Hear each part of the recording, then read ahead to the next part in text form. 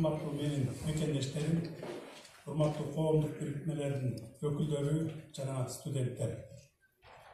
Кыргыз Республикасынын президенти катары Россия Федерациясына болгон алгачкы сапарымда сиздер менен көрүшүп жатканыма кубанычтамын.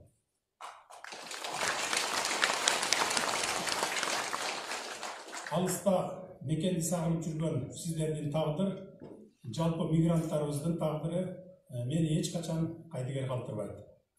Ошондуктан бул жолугушуунун мааниси мен үчүн абдан терең. Мен да мигранттын жашоосун көргөм, билем, эч кимди тагдыр аяган жок, оор кыйынчылыктар дүйнөнүн ар тарабына кетүүгө аргасыз кылды. Бирок көбүңөрдүн жашооңор мурдагыдан караганда оңолду десек болот.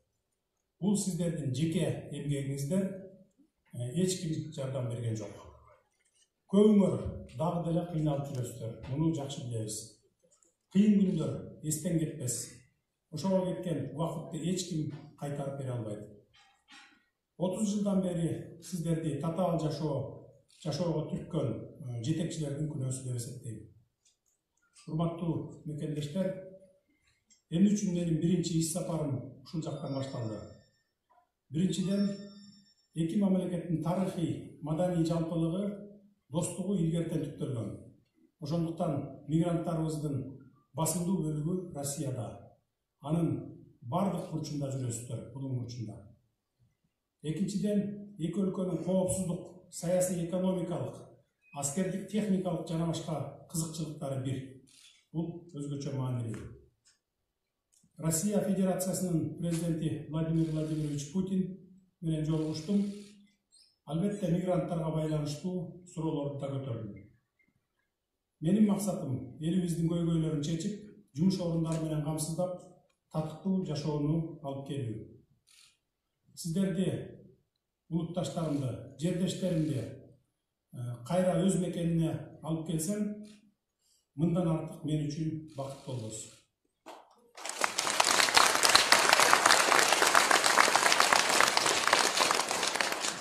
Ошол күн дагы жакын арада келет деп, Кудай буйрса келет деп теремишенем. Мигранттардын өлкөнүн экономикалык жана социалдык жактан өнүгүүсүнө кошкон салымы өтө салмактуу. Тактап айтсам, Кыргызстандын ички дүң продукциясы 2020 жылы 598 миллиард сомду түздү. Мунун ичинде 197,3 миллиард сому мигранттардын акча которуулары болду да.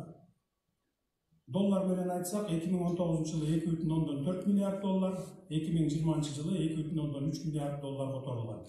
Бул ички дүң продукциянын 30%-ын түзөт. Ошондуктан мекендештерибизди ар тараптан колдоо, алардын кызыкчылыктарын коргоо, чет өлкөдө туруусун жеңилдетүү мамлекеттин негизги иши болуш керек. Бир аз жасалып жаткан иштер жетишсиз, ошентсе да айта кетсем, менин биринчи жарлыгым миграциялык кырдаалды жакшыртууга багытталган чараларды кабыл алуу жөнүндө болду. Анда мигранттарга, Кыргызстанга кайткан жарандарга жана чет өлкөнүн жарандыгын алган биздин мекендештерибизге жеңилдиктерди камсыз кылуу, алардын Кыргызстанга инвестиция жасаш үчүн шарттарды түзүп берүү маселелери кирди. Пока сиздер ушу мигрант болуп турган мезгилдерде. Мындан тышкары, элчиликте бериле турган документтердин тизмеси көбөйтүлөт. Жакында ID карта алууга жана Кыргызстандын улуттук жана эл аралык айдоочулук күбөлүктөрүн ушул жерден алмаштыра аласыздар.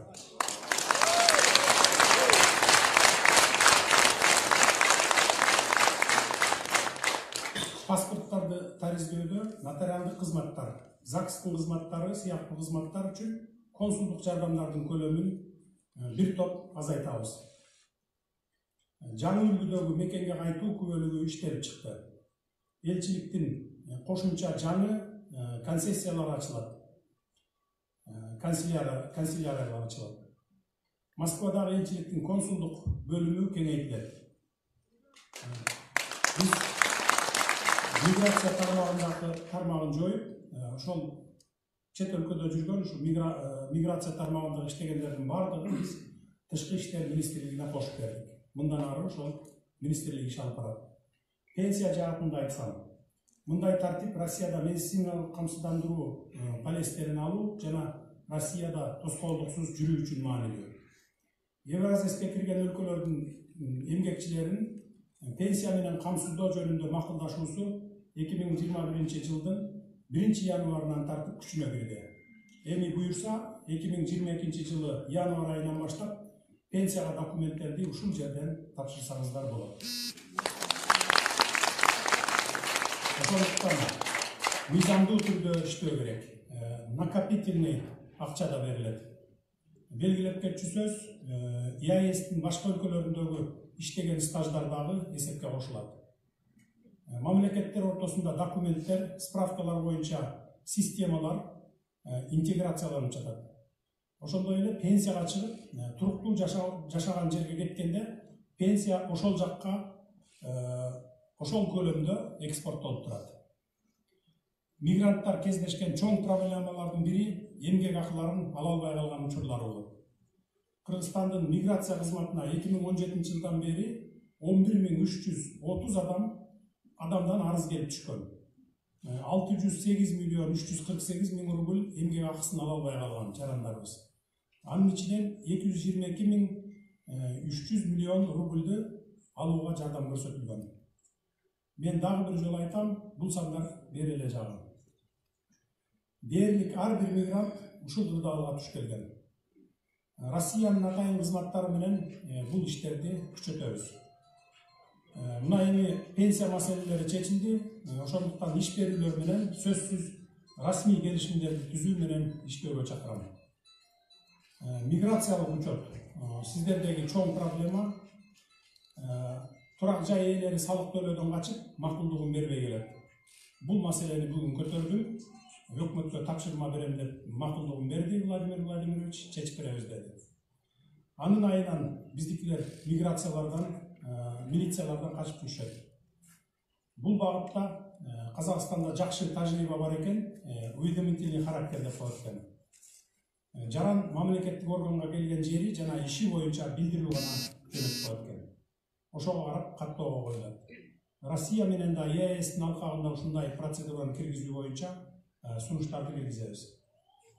Кара тизме боюнча айтсам, 2021 жылдын 1 январына карата Россиянын аймагына кирүүгө 49328 адамга тыюу салынган экен. Же болбосо кара тизмеге киргизилген. Мен билем, 2 жолу административдик тартип бузсаң ушул тизмеге киресиң. Алар кайсылар? Жол эрежесин бузуу, тамекини туура эмес жерде чегүү жана башка ушул сыяктуу ушундай болбогон шылтоолор менен мигранттарды кыйнашат.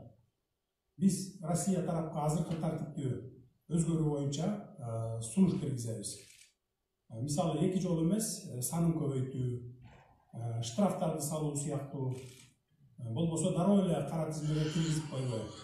Бул багыттагы иштерди Кудай буйрса күчөтөбүз. Авиа каттамдарды көбөйтүү боюнча айтсам, бул боюнча дагы маселе көтөрдүм. Пандемияга байланыштуу болуп атат деп атат, бирок өкмөткө айтып тапшырма берем деп калды. Өткөн жыл оор жылдардан болду. Чет өлкөлөрдөгү көпчүлүк мекендештерибиз жумушунан айрылып, мекенине кайтууга мажбур болушту. Азыркы кезде өз үй бүлөлөрүн камсыздап, балдарын окутуп, көздөгөн максаттарын ишке ашыруу үчүн көп жылдардан бери калыптанып калган жашоо шартына кайрылуулары кыйын болуп турат. Владимир Владимирович Путин менен эки тараптуу сүйлөшүүлөрдө авиа каттамдарды көбөйтүү боюнча дагы ошол азыр айтып өткөндөй маселелерди чечебиз деп убадаларын беришти Кудай буйрса. 8 февралдан туруктуу каттамдардын саны жумасына 6га жетти.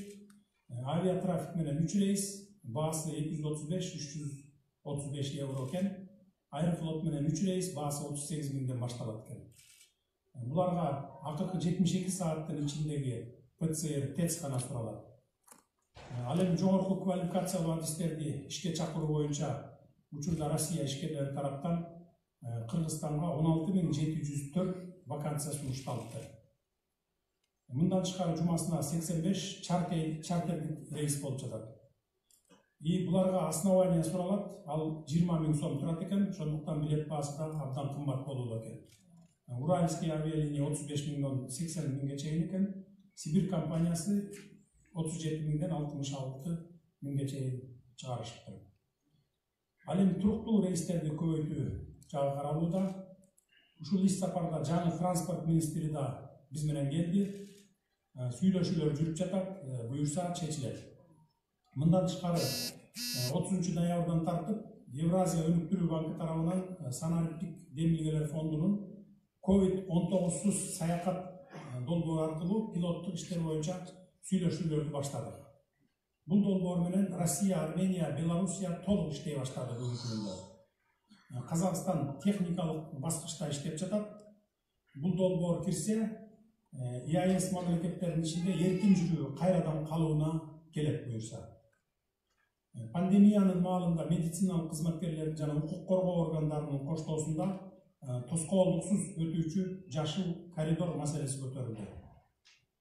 Мисалы, Казакстан аркылуу 197 автобус, 23 спецтехника аркылуу жарандарыбыз келди. Ошондуктан бул багыттагы маселелер да чечилиш керек. Социалдык коргоо жана медициналык кызматтарды алуу боюнча айтсам, бул маселеде аздыр көптүр иштер чечилген, бирок эмгек мигранттарынын үй-бүлөлөрүнүн медициналык страховкаларды алуу маселеси ачык бойдон турат. Бирок бүгүн сөз болгондо чечип бере турганын айтышты. Бирок коронавирус маалында баштапкы деңгээлде кабыл алуу, диагностика, консультация акысыз түрдө жардам көрсөтүлдү. Ал эми дарылоо маселеси азыр Евразиясынын деңгээлинде каралып жатат. Бүгүн ушу биздин мигранттарды дагы вакцинация кылуу боюнча маселе көтөрдүм. Муну дагы жерде жүргөндөрдү ушу вакцинациядан өткөрө турган болушту. Диаспоралар боюнча айтсам, улуу ынтымак жөнүндө сөз айткым келет. Ушул жерде мен тааныган диаспоранын коомдордун жетекчилери отурасыздар.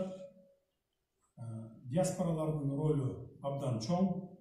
Булар мамлекеттер аралык өз ара аракеттердин көпүрөсү, чет жерлерде кыргыз маданиятын бекемдөөчү механизми, курч социалдык маселелерди ыкчам чечүүчү чоң күч.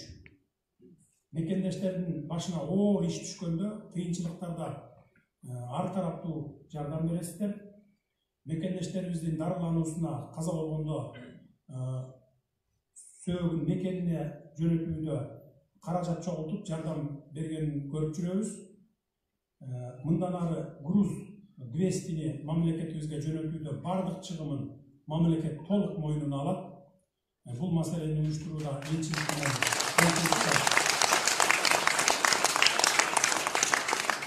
консулдуктар иштешет. Ар бир төлөнүүчү чыгымын жерине жетип барып, толук төлөп, Кыргызстанга жөнөтүү маселеси уюштурулат. Бул боюнча мен жакында указга кол койдум. Мындан ары Кудай буйрса ошондой болот. Биз сиздерден мамлекетке акча келип атканда жакшысыздар дагы, анан кырсык болуп, ушу каза болуп калса, сөөгүн талаага таштап койгон бул адамгерчиликке да жатпайт. Моралдык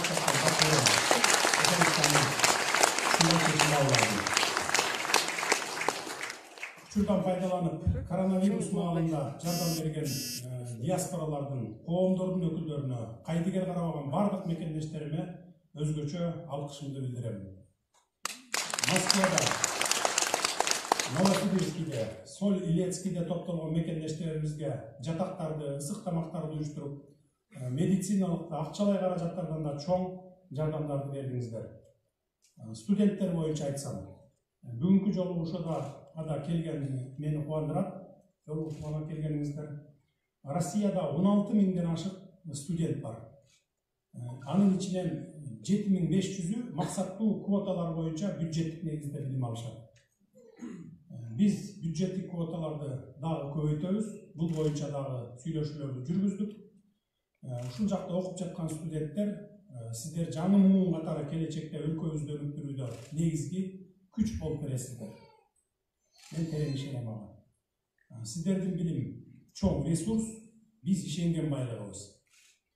Окууну аяктап Кыргызстанга кайтып келгенден кийин көптөгөн тармактар жана чөйрөлөрдү жандандырууга өз салымыңыздарды өлкөбүз үчүн жумшагыла деп чакырмакчымын.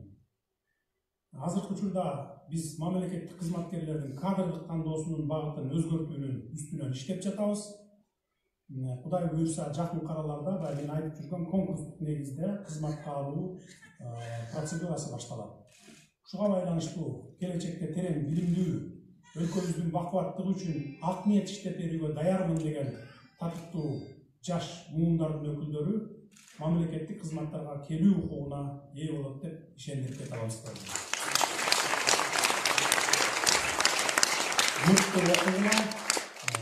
Сиздерге албан ийгиликтерди жана жеке максатыңыздардын ишке ашуусун каалайм. Урматтуу бир туугандарым, сөзүмдүн аягында айтарым, алдыга коюлган максаттарга жана милдеттерге биргелешкен күч аракеттердин жардамы менен гана жетебиз. Биз элдин күндөбөсүнө жана Кыргыз Республикасынын өнүгүүсүнө ыңгайлуу шарттарды түзө алабыз. Биз негизги бир шартты сактап аткарышыбыз керек.